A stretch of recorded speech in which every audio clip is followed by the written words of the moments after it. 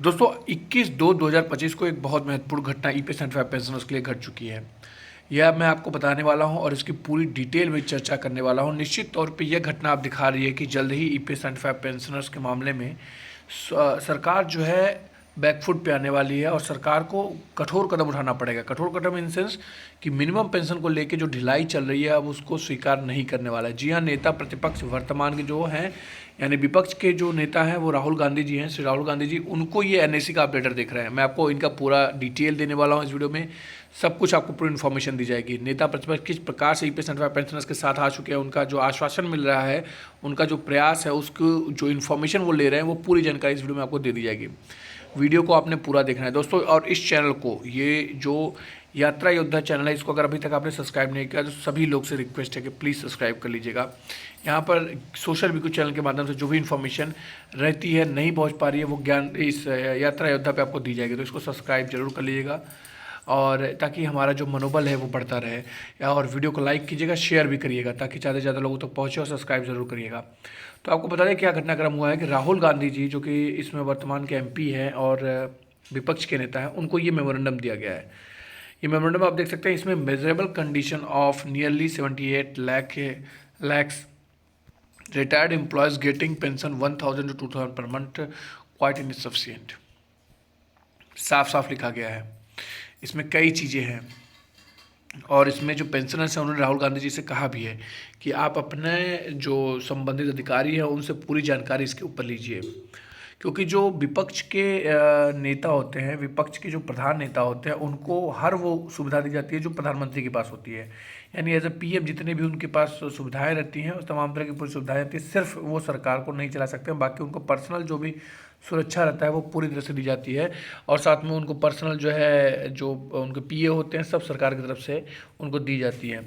तो यहाँ पर देखिए, यहाँ पर अगर आप इस मेमोरेंडम को देखो तो इसमें साफ साफ लिखा गया है, with due respect following facts being put up for your kind consideration please.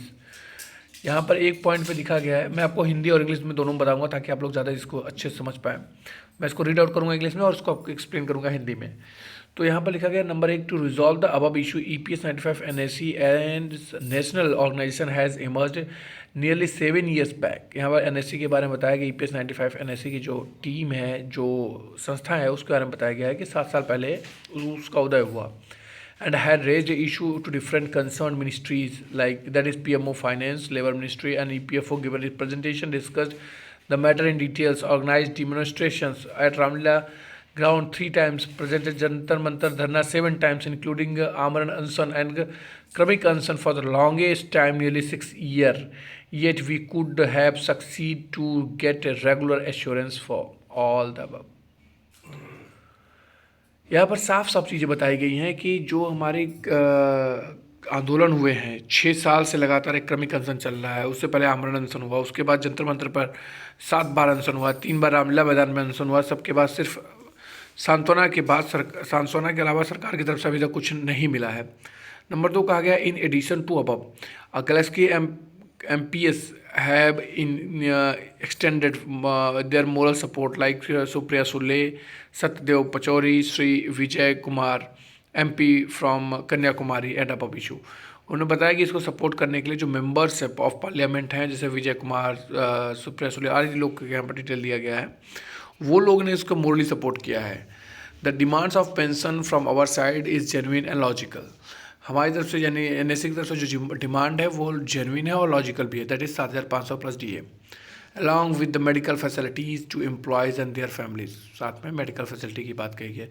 Sir we hope that you will provide your precious time to discuss the matter with the senior members of EPS 95 NSE at the convenience and raise our voice. That is the above, that is the voice of 78 lakhs retired employees for organized and unorganized sector of different departments at the floor of Lok Sabha, so as to have check reality how the central government is working always with no discussion। तो यहाँ पर उन्होंने साफ साफ कहा है कि NSC के जो 78 लाख एम्प्लॉयज़ हैं, जो रिटायर्ड हैं, जो पेंशनर्स हैं, वो सभी जो है, आप जब चीज़ों को समझेंगे, जब मुलाकात करेंगे एनएससी की टीम के साथ, तो आपको हर एक चीज़ और बताई जाएगी विस्तृत रूप में और आपको पूरी जानकारी दी जाएगी। तो आप पर्सनली इसको लिए समय दीजिए और इसके ऊपर डिस्कस कीजिए। Letter from EPS 95 JP Tripathi जो डिस्ट्रिक्ट प्रेसिडेंट है NSC के, उनके ज़रिए दिया गया है राहुल गांधी जी को NSC।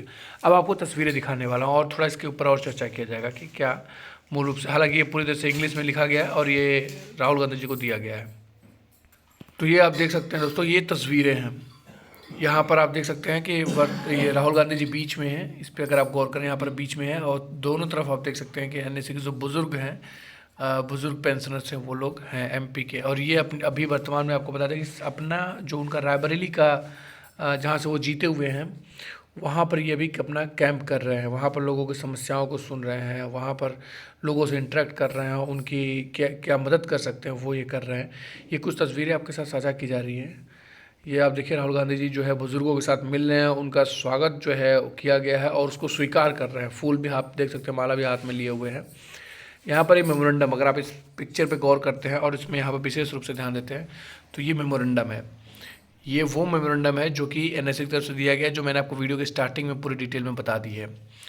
तो ये एक मेमोरेंडम था, यहाँ पर आप देख सकते हैं। ये अगला पिक्चर है जिसमें ये मुलाकात कर रहे हैं राहुल गांधी जी से। ये उसके बाद हाथ मिलाने का कार्यक्रम है। यहाँ पर अगर आप गौर करें तो बुज़ुर्गों से मिलना, उनसे हाथ मिलाना ये काफ़ी ज़रूरी होता है। यहाँ पर ये मुलाकात किए हैं, यहाँ पर जो है उनकी बातों को सुन रहे हैं। यहाँ पर आप ध्यान दे सकते हैं, कुछ तस्वीरें और दिखा रहे हैं। मैं आपको निश्चित तौर पे इसका बहुत गहरा असर पड़ने वाला है आने वाले समय में EPS 95 पेंशनर्स के केस में। अगर विपक्ष इस मुद्दे को हाईलाइट करता है और विपक्ष इस मुद्दे के तरफ अपना मुख्य मुद्दा बनाता है तो निश्चित तौर पे उनके वोट बैंक में एक हाइप तो होगी, और हाइप छोटी मोटी नहीं, कई करोड़ों वोटर्स का जो है उनकी तरफ हाइप होगा।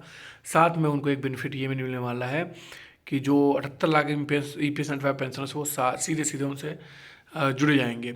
और EPS 95 पेंशनर चूँकि बुज़ुर्ग हैं और उनकी जो मुद्दे हैं वो सरकार के ऊपर तब दबाव पड़ जाएगा। अगर विपक्ष जो है इस मुद्दे को उठाता है, हाईलाइट करता है, तो उसका सरकार के ऊपर गहरा, या कह सकते हैं कि बहुत गहरा जो है प्रभाव पड़ने वाला है। कुछ चीज़ें और हैं, इसके बारे में हम लोग जान लेते हैं, फिर वीडियो को समाप्त किया जाएगा। तो ये आप देख सकते हैं कि एक पोस्ट है NSC की तरफ से, इसको आपको सुनना चाहिए। ये है कि अपने संसदीय क्षेत्र रायबरेली के 2 दिवसीय दौरे पर आए सांसद व नेता प्रतिपक्ष राहुल गांधी के गेस्ट हाउस भुए मऊ पर दिनांक 21/2/2025 को EPS 95 राष्ट्रीय संघर्ष समिति के जिला अध्यक्ष श्री JP त्रिपाठी जी की अगुवाई में 10 सदस्यीय प्रतिनिधिमंडल ने देश के 27 राज्यों के 23 विभागों के 78 लाख सेवानिवृत्त 8 करोड़ कार्यरत कर्मचारियों के पेंशन संबंधित समस्या के समाधान हेतु 4 सूत्रीय मांगों का ज्ञापन दिया है, जिसमें कि न्यूनतम 1000 से 3000 को बढ़ाकर 7500, महंगाई भत्ता, चिकित्सकीय सुविधा मांग प्रमुख है। सांसद राहुल गांधी ने विस्तार से समझने के बाद सहयोग का आश्वासन दिया है। ये बात आप ध्यान रखें, इस पर महत्वपूर्ण बात है। ज्ञापन देते हुए NSC के सदस्यों ने राहुल गांधी जी से अनुरोध किया कि हमारे राष्ट्रीय कार्यकारिणी से विधिवत अतिरिक्त तथ्यों का संकलन करते हुए आगामी संसद सत्र में मुद्दे को प्रमुखता से उठाने का कष्ट करें। प्रतिनिधिमंडल में श्री KS तिवारी, राष्ट्रीय उपाध्यक्ष श्री AP सिंह, मंडल अध्यक्ष श्री JP त्रिपाठी, जिला अध्यक्ष श्री GP चौधरी, कोषाध्यक्ष श्री हरिचंद्र त्रिपाठी, जिला सचिव श्री राम किशुन पटेल, कोषाध्यक्ष श्री राजीव संतोषी, वरिष्ठ उपाध्यक्ष श्री घनश्याम शुक्ला एवं श्री RK सिंह, विधि सलाहकार, अन्य लोग यहाँ पर जो है रहे हैं। तो ये एक महत्वपूर्ण घटनाक्रम जो है EPS 95 पेंशनर्स के केस में हुआ है। मैं आशा करता हूँ आपको ये जानकारी पसंद आएगा। दोस्तों एक बार फिर से रिक्वेस्ट रहेगा कि इस चैनल को ज़रूर सब्सक्राइब करिएगा। आप लोगों का सपोर्ट रहेगा तो निश्चित तौर पे आपसे कोई इन्फॉर्मेशन मिस नहीं होने पाएगी। और मैं आपको एक बताना चाहूँगा, आपका जो सब्सक्रिप्शन है ये काफ़ी महत्वपूर्ण है, इससे मोरली बूस्ट होता है और अधिक से अधिक इन्फॉर्मेशन सही समय पर आप तक पहुँचाने का एक प्रेरणा मिलता है, इसलिए सब्सक्राइब जरूर कर लीजिएगा। धन्यवाद। नई जानकारी के साथ हाजिर होते हैं।